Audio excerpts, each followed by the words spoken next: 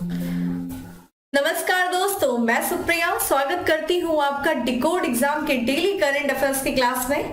दोस्तों, आज current affairs की क्लास में हम डिस्कस करने जा रहे हैं 19 जनवरी 29 जनवरी से रिलेटेड करंट अफेयर्स को। तो चलिए जल्दी से आप सभी लोग सेशन से जुड़ जाइए, सेशन को आप सभी लोग शेयर करें। और जैसा कि मैं हमेशा कहते आई हूँ, जब भी आप क्लास अटेंड कर रहे हो, चाहे अभी चाहे बाद में, तो अपने साथ एक नोटबुक और एक पेन लेकर के बैठना नहीं भूलें, क्योंकि क्लास के दौरान जो कुछ भी मैं इंपॉर्टेंट पॉइंट्स बताती हूँ, इंपॉर्टेंट फैक्ट्स बताती हूँ, कभी कभी वो हमारे पीडीएफ में मेंशन नहीं होती है, तो उन्हें राइट डाउन करते हुए चला करिए। और ना सिर्फ लिखिए बल्कि रिवीजन भी करते हुए चलिए, क्योंकि ध्यान रखिएगा करंट अफेयर्स आपके हर एग्जाम के लिए बहुत ही ज्यादा इंपॉर्टेंट है। स्पेशली देखा जाए तो इस समय जो है स्टैटिक्स पोर्शन भी आपका करंट अफेयर से रिलेटेड पूछे जा रहे हैं, इसलिए ये ऐसा पोर्शन है आपके एग्जाम के लिए कि आप इसको स्किप नहीं कर सकते और एक दिन में नहीं पढ़ सकते। इसे रेगुलर फॉलो करना है, रेगुलर अपडेट होना है, ठीक है। तो करंट अफेयर्स को काफी इंपॉर्टेंस दीजिए अपनी प्रिपरेशन के दौरान और रेगुलर इसको फॉलो करते रहिए।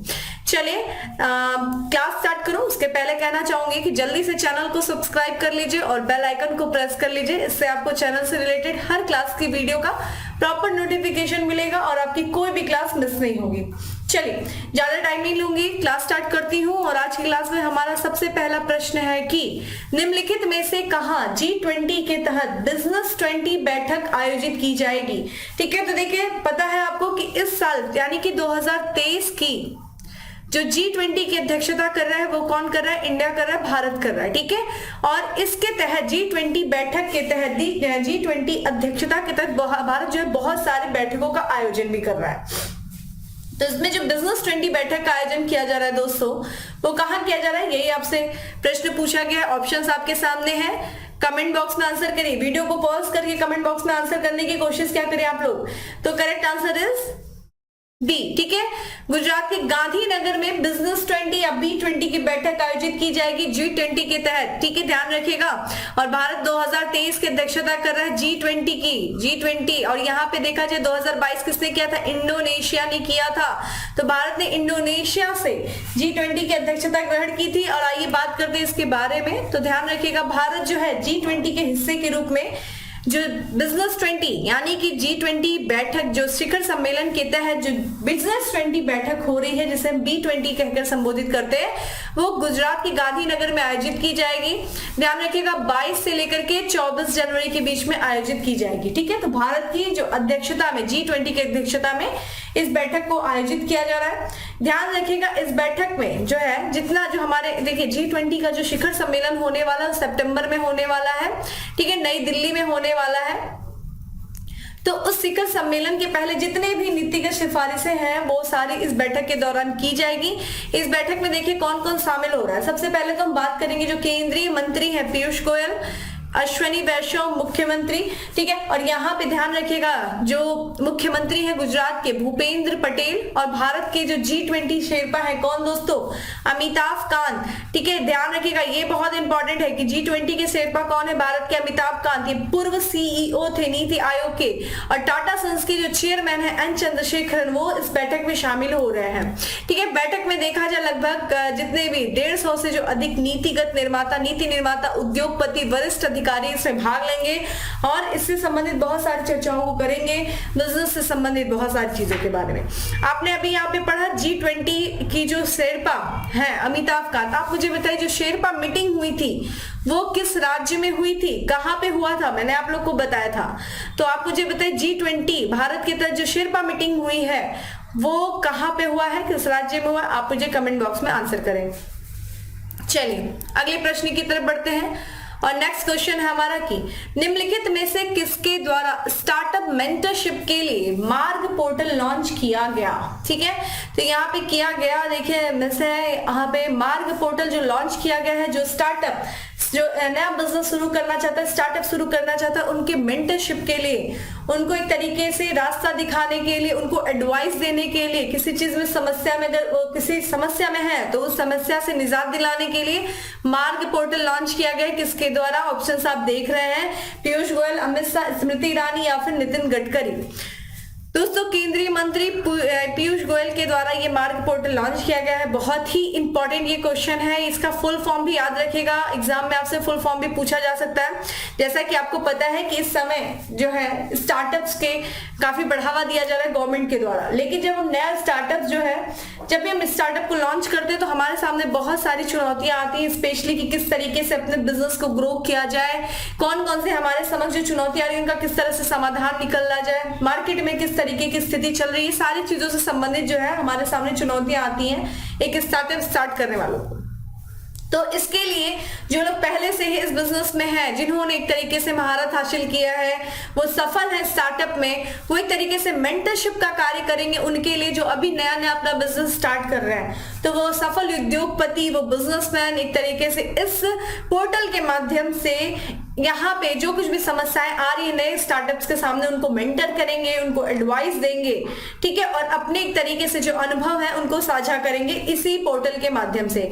और इस पोर्टल को ध्यान रखिएगा, वाणिज्य और उद्योग मंत्री पीयूष गोयल ने लॉन्च किया है। पोर्टल का फुल फॉर्म ध्यान रखिएगा, ये स्टार्टअप मेंटरशिप पोर्टल है। मार्ग यानी कि किसी को रास्ता दिखाना, मार्ग प्लेटफॉर्म क्या है, मेंटरशिप, एडवाइजर, असिस्टेंट, रेजिलियंस और ग्रोथ, ठीक है। मेंटरशिप करना, मार्ग दिखाना, किसी को एडवाइस करना, उनको असिस्ट करना, सहायता देना, रेजिलियंस और फिर ग्रोथ, ठीक है, ये है क्या, मार्ग पोर्टल, ठीक है। इसमें देखा जाए एक तरीके से इस पोर्टल जो है, ये मार्ग पोर्टल है, वो जो स्टार्टअप्स हैं और जो उद्यमी है उनके बीच जितने भी क्षेत्र है, जो चरण है, जो कार्य है, उनके बीच में एक सलाह की सुविधा प्रदान करेंगे, ठीक है, सलाह दे सकेंगे। यानी कि जो स्टार्टअप्स हैं जितने भी, वो उनको मेंटर से जुड़ने, जितने भी मेंटर्स रहेंगे जो सफल उद्योगपति रहेंगे, जिन्होंने अपने स्टार्टअप में सफलता प्राप्त की है, उनसे क्या करेंगे, वो चर्चा कर सकेंगे, उनसे जुड़ सकेंगे, अपनी जरूरतों की, अपनी समस्याओं को बता सकेंगे और वो उनका समाधान बताने में उनका मार्गदर्शन कर सकेंगे इस पोर्टल के माध्यम से। कौन, जो कुछ भी सफल उद्योगपति रहे, ठीक है। अगर हम बात करें इसके बारे में, इस स्टार्टअप में कौन कौन जो है वो सलाह दे प्राप्त कर सकते हैं और कौन सलाह देगा, बेसिकली देखा जाए तो जो शिक्षाविद है, उद्योग के विशेषज्ञ हैं, ठीक है, जो सफल संस्थापक हैं, अनुभवी जो निवेशक हैं, जिन्होंने इन्वेस्टमेंट में काफी ज्यादा इन्वेस्ट किया, उनका उसका रिटर्न भी मिला है, उनके साथ जुड़ेंगे, ठीक है, जितने भी, और जो उद्योग के जो इंडस्ट्री के मामले में जो स्पेशलाइज्ड लोग हैं, और ये लोग से लोग जुड़ करके विकास से संबंधित जो है रणनीति पर वो व्यक्तिगत सलाह ले सकेंगे, और जो कुछ भी अगर किसी चीज में उनको क्लियरिटी नहीं है तो उसके बारे में वो क्लियरेंस ले सकेंगे, व्यवहारिक सलाह भी ले सकेंगे, किस तरीके से भाई हमें अपना काम करना चाहिए, किस तरीके से हम अपने स्टार्टअप को ग्रोथ करा सके, आप अपना अनुभव बताइए, ये समस्या है जिसका समाधान बताइए। तो इस पोर्टल के माध्यम से ये सारी चीजें क्या हो सकेंगी, संभव हो सकेंगी। तो मार्ग पोर्टल इसी के लिए लॉन्च किया गया है, बेसिकली स्टार्टअप्स को बढ़ावा देना और नए स्टार्टअप्स के सामने जो चुनौतियां आ रही है उन चुनौतियों का समाधान करके उनका ग्रोथ करना, यही इस स्टार्टअप का उद्देश्य, इस पोर्टल का उद्देश्य, ठीक है। तो इंपॉर्टेंट है, बेसिकली देखा जाए इसका फुल फॉर्म अगर आप याद रखेगा, ठीक है। चलिए अब इसी के साथ साथ हम अगले प्रश्न की तरफ बढ़ते हैं और हमारा नेक्स्ट क्वेश्चन है कि भारत और किस देश के बीच अभ्यास वरुण का 21वां संस्करण आयोजित किया जा रहा है। देखिए एक्सरसाइजेस से रिलेटेड क्वेश्चंस हमारे एग्जाम में पूछे जाते हैं और अभी हाल फिलहाल में वरुण एक्सरसाइज की जा रही है भारत और किस देश के बारे में, किस देश के साथ, जो कि 21वां संस्करण है। दोस्तों इसका करेक्ट आंसर है सी है, फ्रांस, ठीक है। भारत और फ्रांस की जो नौसेना है उनके बीच में वरुण अभ्यास किया जाता है। आइए इसके बारे में बात करते हैं। तो ये नौसेना अभ्यास है वरुण, ठीक है। और ध्यान रखिएगा इस साल जो हुआ है 2023 में, अभी 16 जनवरी से शुरू हुआ है, ये 21वां संस्करण है, ठीक है। वरुण अभ्यास का 21वां संस्करण है और ये भारत के पश्चिमी समुद्र तट पर इसको आरंभ किया गया है। ये 16 तारीख से आरंभ हुआ है वरुण अभ्यास और ये 20 जनवरी तक आयोजित किया जाएगा। इसमें देखिए कौन कौन से विमान भाग ले रहे हैं इस अभ्यास में। तो स्वदेशी guided missile stealth destroyer INS Chennai, ठीक है, guided missile frigate INS Tegh, समुद्री गश्ती विमान P-8I और डॉर्नियर इंटीग्रल हेलीकॉप्टर और ध्यान रखिएगा MiG-29 के लड़ाकू विमान जो है इसमें भाग ले रहे हैं। यहाँ पे बात किया जाए इस अभ्यास की जो शुरुआत की गई थी, जो दोनों देशों के बीच में वरुण अभ्यास जो कि एक नौसेना अभ्यास है, इसकी शुरुआत ध्यान रखिएगा 1993 में शुरू किया गया था और इसको जो है 2001 में वरुण नाम दिया गया था, ठीक है, ये चीज ध्यान रखिएगा। फ्रांस के साथ हम कुछ और भी भारत जो है युद्धाभ्यास करता है, जैसे वरुण के अलावा गरुड़ करता है, युद्धाभ्यास शक्ति करता है, उसके बारे में भी आप लोग जान लीजिए। यहाँ पे जो ये देखिए नौसेना अभ्यास था, भारत और जो फ्रांस के सेनाओं के जो वायु सेना के बीच में जो अभ्यास होता है वो होता है गरुड़ अभ्यास। ठीक है दोस्तों, और 2022 अभी नवंबर में ही गरुड़ अभ्यास का आयोजन किया गया था, ये 7 था। ठीक है, और ध्यान रखिएगा ये गरुड़ अभ्यास जो हुआ था, ये गरुड़ अभ्यास जो हुआ था ये जोधपुर में आयोजित किया गया था, राजस्थान के जोधपुर में। वही बात करें युद्ध अभ्यास शक्ति, जो कि इनकी सेनाओं के बीच का ये अभ्यास है, द्विवार्षिक प्रशिक्षण अभ्यास है युद्धाभ्यास शक्ति, भारत और फ्रांस के बीच में होता है। और इस अभ्यास का आयोजन और 2021 में इसको किया गया था, छठा संस्करण था, और ये फ्रांस में हुआ था, फ्रेजस में इसका आयोजन किया गया था। तो आपसे पूछा जा सकता है गरुड़, ध्यान रखिएगा गरुड़ नौसेना अभ्यास है भारत और फ्रांस के बीच में।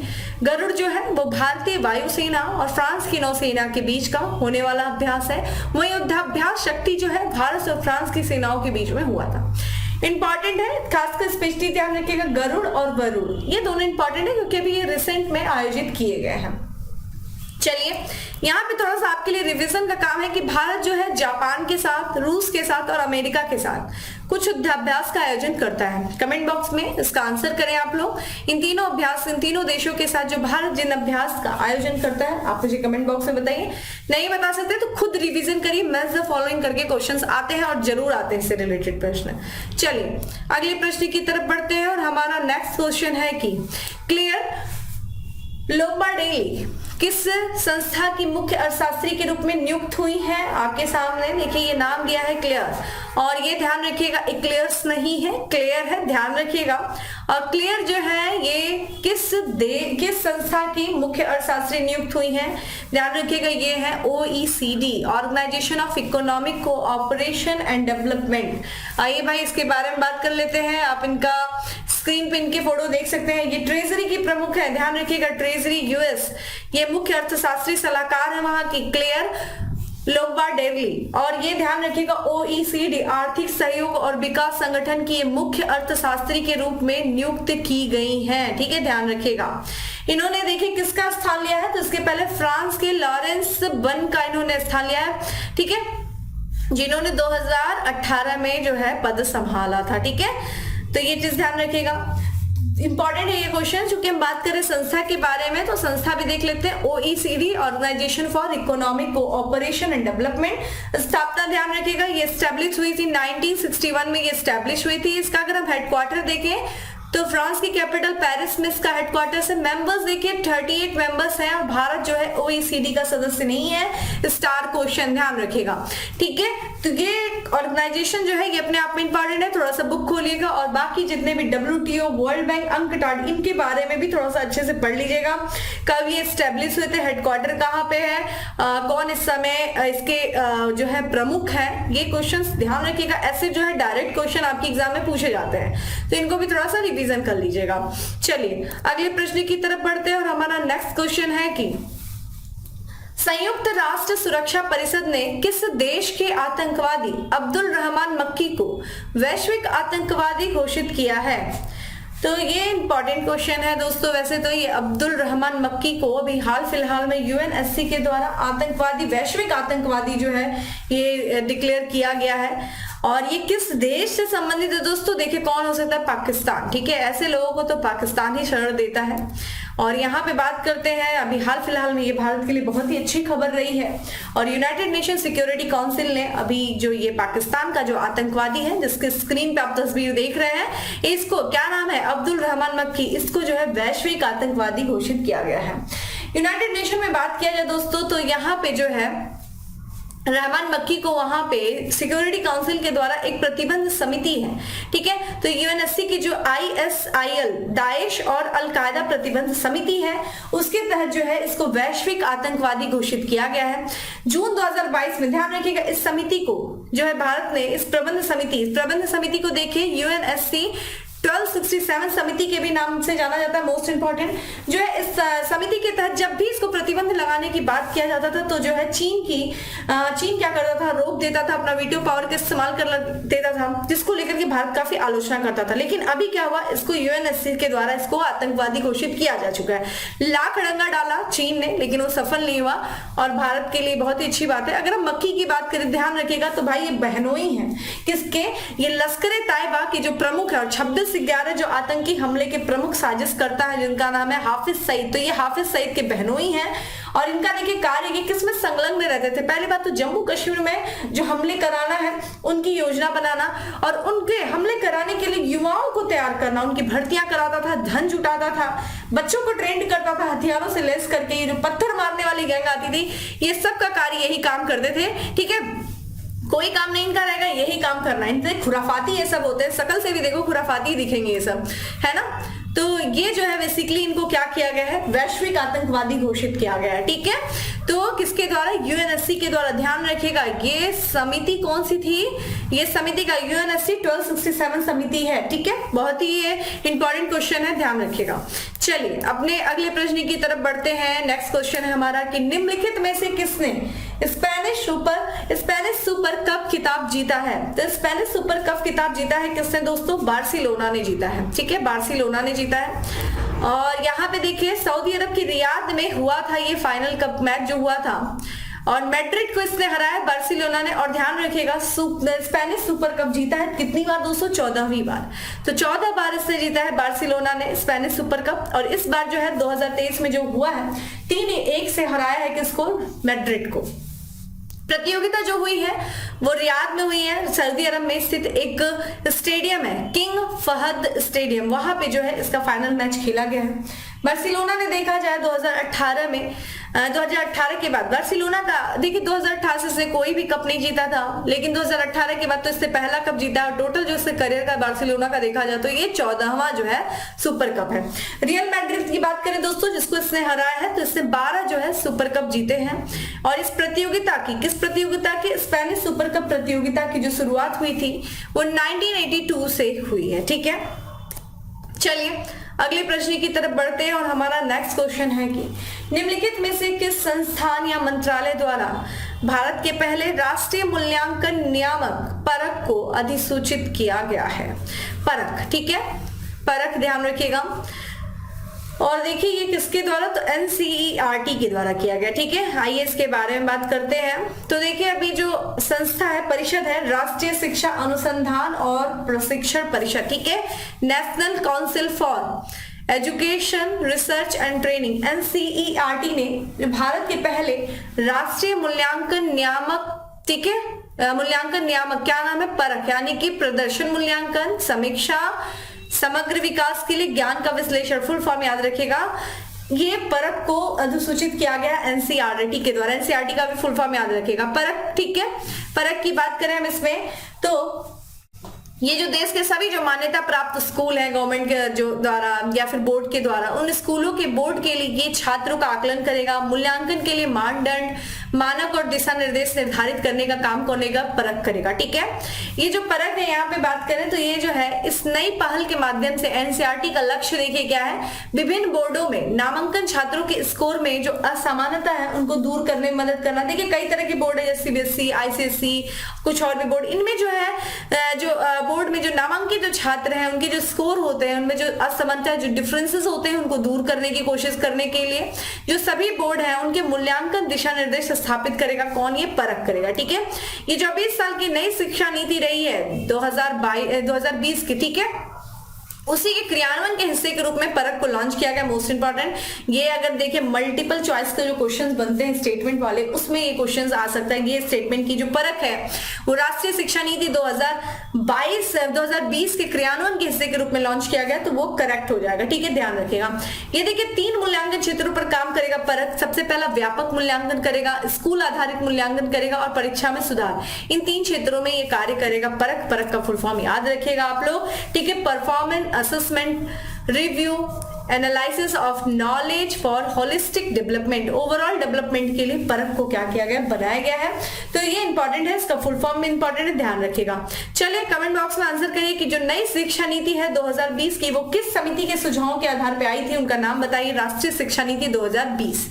चलिए अगले प्रश्न की तरफ बढ़ते हैं और हमारा नेक्स्ट क्वेश्चन है कि निम्न में से कौन सा वर्ष दुनिया का 5वां सबसे गर्म वर्ष था। देखा जाए दुनिया का 5वां सबसे गर्म जो वर्ष था दोस्तों वो पिछला साल यानी कि 2022 था।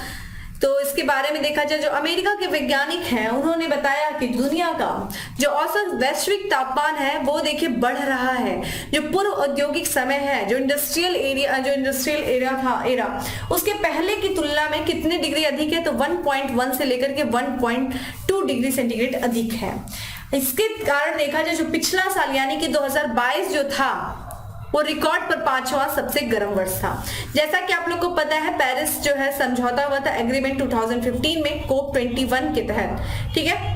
उसमें एक लक्ष्य रखा गया था, क्या COP21 माफ करेगा, उसमें एक लक्ष्य रखा गया। तो जो ग्लोबल वार्मिंग है यानी कि वैश्विक जो तापमान है वो क्या है, पहले से जो एक तरीके से जो पूर्व औद्योगिक एरा का यानी कि जो समय से लगभग कितना कम करना, 1.5 सेंटीग्रेड से कम करना था, ठीक है। तो एक तरीके से समझौते की जो ग्लोबल वार्मिंग को 1.5 तक जो सीमित करने का लक्ष्य है वो एक तरीके से खतरे में जा रहा है, क्योंकि इस ग्लोबल वार्मिंग जो है वो हमारी बढ़ती जा रही है, जो वैश्विक तापमान है वो बढ़ता जा रहा है। इसमें चीज बताई गई है। नासा यानी कि जो देखिए अंतरिक्ष एजेंसी है अमेरिका की, उसने ये बताया कि जो वैश्विक तापमान है वो प्रति जो है दशक हर 10 साल पे 0.2 डिग्री सेंटीग्रेड से अधिक बढ़ रहा है, जिससे दुनिया जो है 2015 के पेरिस समझौते के सबसे विनाशकारी परिणामों से बचने के लिए ग्लोबल वार्मिंग को 1.5 सेंटीग्रेड तक सीमित करने के लक्ष्य को पार करने के लिए ट्रैक पर है, ठीक है। एक तरीके से ये बढ़ता ही जा रहा है। हमने एक लक्ष्य रखा था पेरिस समझौते के तहत 2015 में कि भाई हम जो ग्लोबल वार्मिंग है, जो वैश्विक तापमान है उसको हम 1.5 डिग्री तक जो है सीमित रखेंगे, लेकिन ये संभव नहीं दिख रहा है, क्योंकि लगातार जो है हर 10 साल पर 0.2 जो है डिग्री सेंटीग्रेड तापमान बढ़ता जा रहा है। तो एक तरीके से ये खतरे का ही है घंटी की भाई हम जो लक्ष्य रखे हम उसको कैसे प्राप्त करें। और यहाँ पे ये जो बदलती जलवायु है ध्यान रखिएगा, 2022 में पूरे ग्रह पर चरम मौसम, ठीक है, वेदर एक्सट्रीम को बढ़ावा दिया था। देखिए इस साल क्या होता है, इस साल भी कुछ ऐसा ही देखने को मिल रहा है कि जिस तरीके से कोल्ड वेव्स आप देखने को मिला है उत्तर भारत में, इतनी ठंड, उसी तरीके से गर्मी भी, तो एक हमें क्या दिख रहा है, क्लाइमेट चेंज ही होता हुआ दिख रहा है। तो ये एक तरीके से परिणाम है हमारे जो है बेतरतीब तरीके से विकास का। तो देखते हैं आगे क्या होता है। आइए लेकिन हम चलते हैं अपने नेक्स्ट क्वेश्चन की तरफ, और हमारा नेक्स्ट क्वेश्चन है कि भारत और किस देश ने पहला सैन्य अभ्यास चक्रवात 1 आयोजित करने की घोषणा की है। तो ये चक्रवात 1 जो है वो आयोजित किया जाएगा भारत और किस देश के द्वारा, और ये पहली बार होगा, पहला सैन्य अभ्यास है दोस्तों। करेक्ट आंसर इज मिस्र, ठीक है। तो मेडिटेरेनियन से लगा हुआ ये देश, और देखा जाए अफ्रीका के उत्तर में स्थित ये देश मिस्र, और मिस्र और भारत के बीच में जनवरी इसी साल ध्यान रखिएगा उदयपुर में ये विशेष बलों को शामिल करते हुए पहला सैन्य अभ्यास होने जा रहा है चक्रवात 1, ठीक है। तो चक्रवात 1 जो कि अभ्यास है, सैन्य अभ्यास है, भारत और मिस्र के बीच में आयोजित किया जा रहा है पहली बार इसी साल 2023 में जनवरी में। अभ्यास में देखा जाए यह जो अभ्यास है वो दोनों देशों के बीच राजनयिक संबंधों के 75 साल पूरे होने के जश्न मनाने के लिए आयोजित किया जा रहा है। तो दोनों देशों का जो एक राजनयिक संबंध था उसको 75 साल हो चुके हैं, और इसको देखते हुए जो है इसी का जश्न मनाने के लिए ये आयोजित किया जा रहा है, ठीक है। बात करते हैं मिस्र की दोस्तों, तो ये देखिए आपके सामने मिस्र का जो है मैप दिख रहा है। ये अफ्रीका के ईस्ट में स्थित ये कंट्री है मिस्र। यहाँ आप देख रहे हैं जिसकी कैपिटल क्या है, कायरो, इसको हम इजिप्ट भी बोलते हैं, और ये मेडिटेरेनियन सी से लगा हुआ है। अगर हम देखें किससे अपनी सीमा साझा कर रहा है दोस्तों, तो यहाँ पे आप देख सकते हैं इजराइल, यहाँ पे सूडान, ठीक है, यहाँ पे देखिए लीबिया, और यहाँ से आप बात कर सकते हैं रेड सी से ये अपनी सीमा साझा कर रहा है, और ये मेडिटेरेनियन सी से, ठीक है। नील नदी को मिस्र का वरदान कहा जाता है, ठीक है, नाइल रिवर को मिस्र का वरदान कहा जाता है, ध्यान रखिएगा।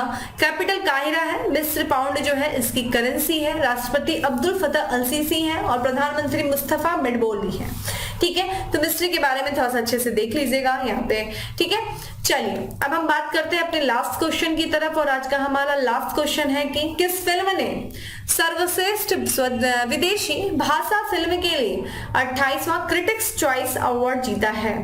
तो ये 28वां क्रिटिक्स जो है चॉइस अवार्ड जीता है, किस देश ने जीता है, किस फिल्म ने जीता है, माफ करिएगा, और ये विदेशी भाषा फिल्म के लिए है। फिल्म देखिए RRR है, ठीक है। आइए बात करते हैं। तो ये फिल्म जो है जिसको डायरेक्ट किया था SS राजामौली ने, उन्हीं की फिल्म है ये RRR, और इसको बेस्ट परफॉर्म लैंग्वेज फिल्म और बेस्ट सॉन्ग के लिए 28वां क्रिटिक्स चॉइस अवार्ड 2023 इसने जीता है, ठीक है। इस फिल्म के इसी के साथ साथ जो फिल्म के चर्चित सॉन्ग है नाटू नाटू को बेस्ट सॉन्ग अवार्ड भी मिला है। इस सॉन्ग को किसने गाया था दोस्तों, कंपोज किसने किया था, गायन कंपोज किया गया था एम किरवानी के द्वारा किया गया था। इंपॉर्टेंट है, ठीक है। यहाँ पे अगर हम बात करें जो ये 28वां वार्षिक क्रिटिक्स चॉइस अवार्ड है कहाँ आयोजित किया गया था, तो यूएसए के लॉस एंजलिस में 15 जनवरी को आयोजित किया गया था, जिस दौरान ये अवार्ड दिया गया। ठीक है, तो ध्यान रखिएगा विदेशी भाषा के लिए जो 28वां क्रिटिक्स चॉइस अवार्ड है विदेशी, वो है आरआरआर को दिया गया। ठीक है, एस राजामौली इस फिल्म को निर्देशित किए थे। तो ये था दोस्तों आज का हमारा 10 MCQ। अब बात करते हैं दोस्तों फैक्ट्स ऑफ द डे की, और हमारा सबसे पहला आज का फैक्ट्स है कि हाल ही में रक्षा मंत्री राजनाथ सिंह ने शौर्य स्थल का उद्घाटन किया, कहां, देहरादून में। और देहरादून में उत्तराखंड की कैपिटल देहरादून में पूछे तो चीड़बाग में। ठीक है, शौर्य स्थल का इन्होंने उद्घाटन किया जो है रक्षा मंत्री जी ने।